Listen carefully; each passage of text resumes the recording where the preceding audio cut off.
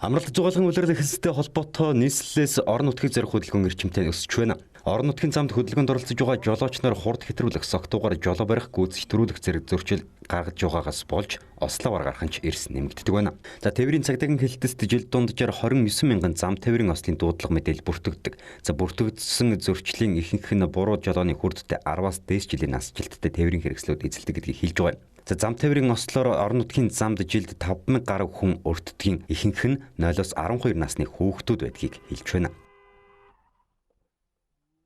Ер нь бол тээврийн цагдаагийн алба 881,300-аад дуудлага хүлээж авдаг. Энэний 29,000 бараг 30-аад мянган зам тээврийн ослын хэрэгээр бүртгэгдэж байдаг.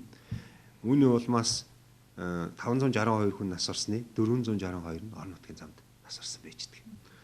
Энэ дотроо бас хүүхэд нас орсон зам тээврийн осол бүртгэгддэг. Хүүхэд 45 хүүхэд нас орсон байлаа гэхэд энэ 30 гаруй одоо буюу 73.4% нь орон нутгийн замд ингээл үлдэгдсэн байх жишээтэй. Мөн орон нутгийн замд хөдөлгөөнд оролцогчдын 90 орчим хувь нь хөдөлгөөний тогтсон хэмжээг 50-аас 80 км/цагаар хэтрүүлдэг. Зам тээврийн хөдөлгөөнд оролцож байгаа жолооч нар шөнийн цагаар гэрэл шилжүүлдэггүй. Тээврийн хэрэгслийн хөдөлгөөний бүрэн байдлыг хангадаггүй, мөн хүүхдийг буруу тээвэрлдэг зэрэг зөрчлүүд гаргасаар байгааг анхааруулж байна. Тиймээс орон нутгийн замд гардаг ослыг бууруулах зорилгоор тээврийн цагдаагийн албанаас орон нутгийн замын хөдөлгөөний соёл арга хэмжээг орон даяар зохион байгуулахар болжээ.